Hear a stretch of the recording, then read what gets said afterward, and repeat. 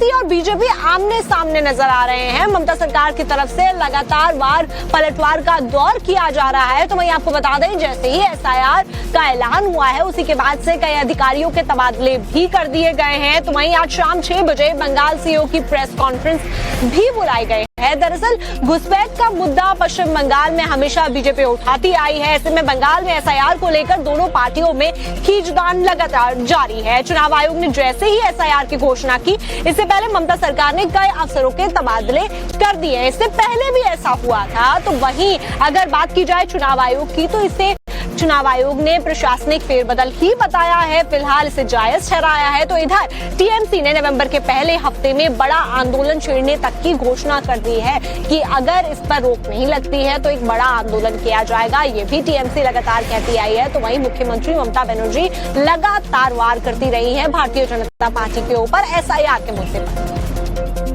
TMC और BJP आमने सामने नजर आ रहे हैं। ममता सरकार की तरफ से लगातार पलटवार का दौर किया जा रहा है। तो वहीं आपको बता दें, जैसे ही एसआईआर का ऐलान हुआ है उसी के बाद से कई अधिकारियों के तबादले भी कर दिए गए हैं। तो वहीं आज शाम 6 बजे बंगाल सीओ की प्रेस कॉन्फ्रेंस भी बुलाई गई है। दरअसल घुसपैठ का मुद्दा पश्चिम बंगाल में हमेशा बीजेपी उठाती आई है। ऐसे में बंगाल में एसआईआर को लेकर दोनों पार्टियों में खींचतान लगातार जारी है। चुनाव आयोग ने जैसे ही एसआईआर की घोषणा की, इससे पहले ममता सरकार ने कई अफसरों के तबादले कर दिए। इससे पहले भी ऐसा हुआ था। तो वहीं अगर बात की जाए चुनाव आयोग की, तो इसे चुनाव आयोग ने प्रशासनिक फेरबदल ही बताया है, फिलहाल इसे जायज ठहराया है। तो इधर टीएमसी ने नवंबर के पहले हफ्ते में बड़ा आंदोलन छेड़ने तक की घोषणा कर दी है कि अगर इस पर रोक नहीं लगती है तो एक बड़ा आंदोलन किया जाएगा। ये भी टीएमसी लगातार कहती आई है। तो वहीं मुख्यमंत्री ममता बनर्जी लगातार वार करती रही है भारतीय जनता पार्टी के ऊपर एसआईआर के मुद्दे पर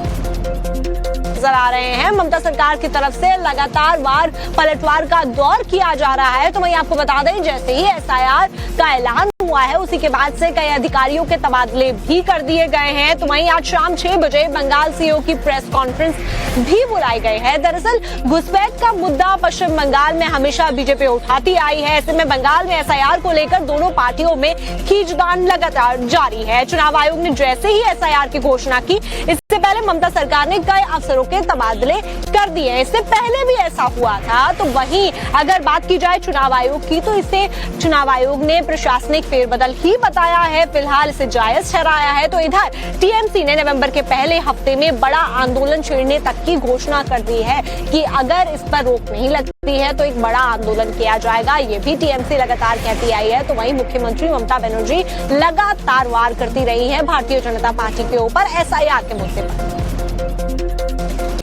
है कि पश्चिम बंगाल में जो वैध वोटर्स है, पश्चिम बंगाल और भारत के जो वोटर्स है, कोई आउटसाइडर्स, फॉरेन वोटर्स को रहना नहीं चाहिए। तो हम लोग स्वागत करते हैं। ममता बनर्जी या पश्चिम बंगाल सरकार डर रही है क्योंकि उनका जो बेस है वो ही अवैध वोटर्स और फेक वोटर्स का है, इसीलिए वो इतना डर रही है, इतने तिलमिला रही है।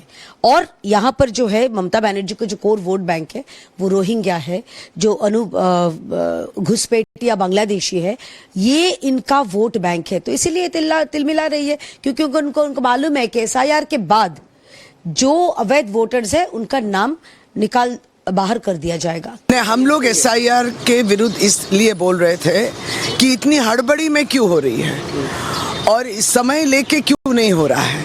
हड़बड़ी में एसआईआर अब 3 महीने में अभी करना है, बिहार में अभी किए हैं, मान लीजिए फिर इसको हटाएंगे उसको हटाएंगे, फिर वो डेडलाइन की। आप इलेक्शन कमीशन को हम लोग सवाल करते तो भाजपा क्यों जवाब देती, ये तो अलग बात। लेकिन इलेक्शन कमीशन से यही सवाल था कि लोकसभा 2024 में जो वोटर लिस्ट थी, अगर वो सही माने में लिस्ट, उसमें कुछ भूल नहीं था और उस वोटर लिस्ट में सारे भारतवर्ष और बंगाल में भी वोट हो सकता है, तो बंगाल 2026 में विधानसभा का वोट उसी लिस्ट में क्यों